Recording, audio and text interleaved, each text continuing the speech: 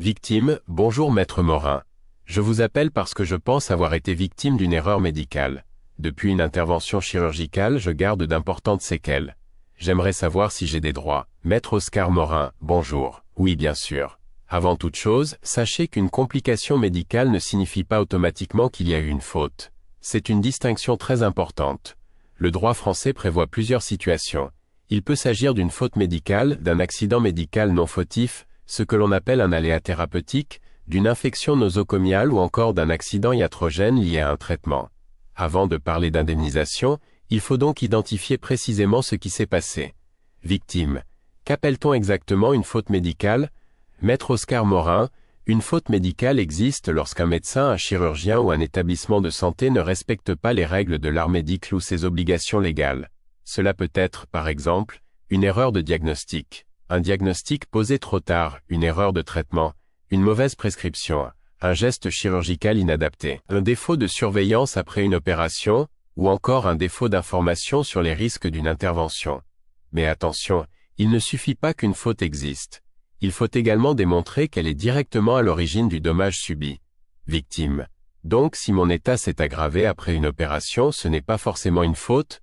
Maître Oscar Morin. Exactement. La médecine comporte toujours une part de risque. Certaines complications surviennent alors même que les soins ont été parfaitement réalisés. Dans ce cas, on peut être en présence d'un accident médical non fautif qui peut lui aussi ouvrir droit à une indemnisation sous certaines conditions. C'est pourquoi il est essentiel de ne pas tirer de conclusions trop rapidement. Chaque dossier nécessite une analyse médicale et juridique approfondie. Victime. Comment savoir dans quelle situation je me trouve? Maître Oscar Morin, c'est précisément le rôle de l'étude du dossier médical et bien souvent d'une expertise médicale. Cette expertise permettra de déterminer si les soins étaient conformes aux données acquises de la science, s'il existe une faute, ou si le dommage relève d'un aléa thérapeutique ou d'une autre cause. C'est cette première étape qui conditionnera toute la suite de la procédure. Victime, maître, si l'on découvre qu'il y a bien une faute médicale, qui va m'indemniser? Maître Oscar Morin, cela dépend de la situation. Si une faute est retenue, c'est généralement l'assureur du médecin ou de l'établissement de santé qui devra indemniser la victime. En revanche, lorsqu'il ne s'agit pas d'une faute mais d'un accident médical non fautif, les règles sont différentes. Dans certains dossiers suffisamment graves, c'est l'ONIAM, l'Office national d'indemnisation des accidents médicaux, qui peut intervenir au titre de la solidarité nationale. Enfin, certaines infections nosocomiales peuvent également être indemnisées selon leur gravité, parfois même sans qu'il soit nécessaire de démontrer une faute. Victime. Donc tout dépend de la qualification juridique de mon dossier? Maître Oscar Morin, exactement. Et c'est une étape capitale. Une erreur d'orientation peut faire perdre plusieurs années. Je vois parfois des victimes engager une procédure contre un médecin alors que leur dossier relevait en réalité de l'ONIAM. À l'inverse, d'autres saisissent une commission alors qu'une action contre le responsable aurait été plus adaptée. Choisir la bonne procédure dès le départ permet souvent de gagner un temps précieux. Victime, justement, quelles sont les différentes procédures possibles? Maître Oscar Morin, il en existe principalement 3. La première est la procédure amiable devant la Commission de conciliation et d'indemnisation, que l'on appelle la CCI. Elle est gratuite et permet, lorsque les conditions sont réunies, d'organiser une expertise médicale. À l'issue de cette expertise, la commission rend un avis qui oriente le dossier vers l'assureur responsable ou vers l'ONIAM. La deuxième possibilité est la procédure judiciaire. Si les soins ont été réalisés dans une clinique privée ou par un médecin libéral, l'affaire relève en principe du tribunal judiciaire. S'il s'agit d'un hôpital public, c'est généralement le tribunal administratif qui est compétent.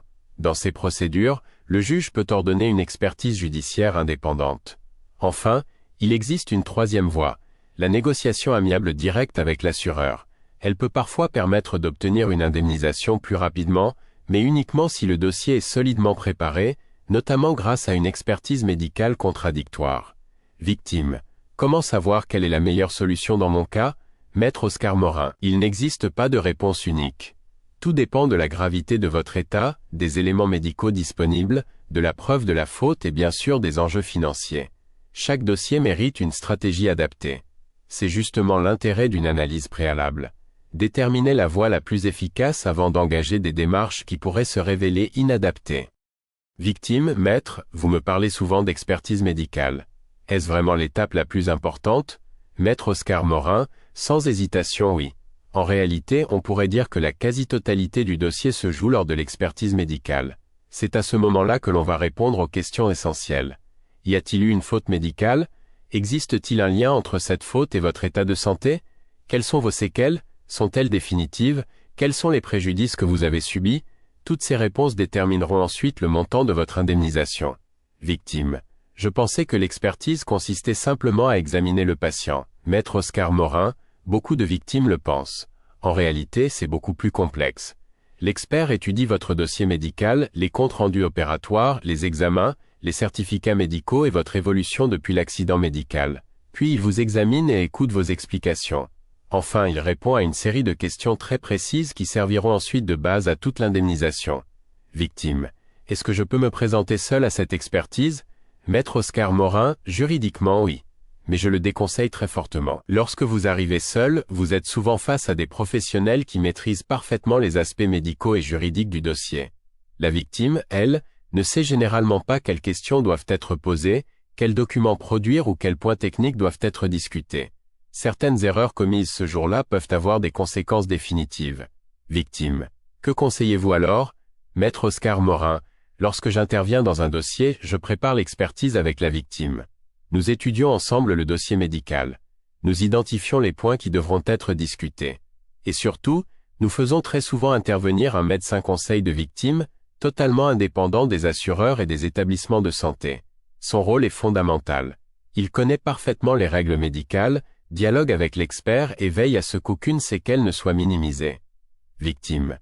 Donc, l'avocat et le médecin conseil travaillent ensemble? Maître Oscar Morin, exactement. Le médecin apporte son analyse médicale. L'avocat veille au respect des règles juridiques et prépare ensuite la demande d'indemnisation. C'est cette collaboration qui permet souvent d'obtenir une évaluation beaucoup plus complète des préjudices. L'expertise médicale n'est pas une simple formalité. C'est le moment où se construit tout votre dossier. Et lorsqu'elle est correctement préparée, elle constitue souvent la meilleure garantie d'une indemnisation conforme à la réalité de votre préjudice. Victime, maître, je pensais qu'en cas de faute médicale, on remboursait simplement les frais médicaux ou la perte de salaire. Est-ce qu'il existe d'autres indemnisations? Maître Oscar Morin, oui, et c'est d'ailleurs l'une des plus grandes surprises pour les victimes. En droit français, l'objectif est ce que l'on appelle la réparation intégrale du préjudice. Autrement dit, il ne s'agit pas uniquement de rembourser quelques dépenses. Il faut indemniser toutes les conséquences que la faute médicale a eues sur votre vie. Victime, toutes les conséquences? Maître Oscar Morin, exactement, certaines sont financières, d'autres sont beaucoup plus personnelles. Le droit distingue ce que l'on appelle les préjudices patrimoniaux et les préjudices extra-patrimoniaux. Victime. Quelle est la différence? Maître Oscar Morin, les préjudices patrimoniaux correspondent à ce qui peut être évalué financièrement. Par exemple, les frais médicaux qui restent à votre charge, les dépenses de santé futures, les pertes de revenus, les difficultés professionnelles, l'assistance d'une tierce personne lorsque vous avez besoin d'aide au quotidien, ou encore l'aménagement de votre logement ou de votre véhicule si votre handicap le nécessite. Victime, je comprends. Et les préjudices extra-patrimoniaux? Maître Oscar Morin, ils concernent davantage votre personne. On retrouve notamment les souffrances physiques et psychologiques que vous avez endurées, le déficit fonctionnel temporaire pendant votre convalescence, le déficit fonctionnel permanent lorsqu'il subsiste des séquelles, le préjudice esthétique, le préjudice d'agrément lorsque vous ne pouvez plus pratiquer certaines activités qui faisaient partie de votre vie, et dans les situations les plus dramatiques, le préjudice moral subi par les proches lorsqu'une personne décède. Victime. Je ne pensais pas que la loi prenait autant de choses en compte. Maître Oscar Morin, c'est pourtant le principe fondamental du droit du dommage corporel. Chaque préjudice doit être recherché, évalué et chiffré avec précision. Aucun ne doit être oublié. Parce qu'un poste de préjudice oublié est très souvent un poste qui ne sera jamais indemnisé. Victime. Cela signifie qu'il faut connaître parfaitement tous ces postes avant de demander une indemnisation. Maître Oscar Morin, absolument. C'est d'ailleurs l'une des raisons pour lesquelles les dossiers de faute médicale sont particulièrement techniques. L'enjeu n'est pas seulement de démontrer qu'une faute a été commise. Il faut également veiller à ce que toutes les conséquences de cette faute soient correctement évaluées. Une indemnisation ne doit jamais être approximative. Elle doit refléter la réalité de votre situation, aujourd'hui mais aussi pour les années à venir. Victime. Je comprends mieux pourquoi certaines victimes ont le sentiment de ne pas avoir été correctement indemnisées. Maître Oscar Morin. Très souvent, ce n'est pas parce qu'un poste a été refusé. C'est parce qu'il n'a tout simplement jamais été identifié ou correctement évalué. C'est pourquoi chaque dossier mérite une analyse complète et individualisée.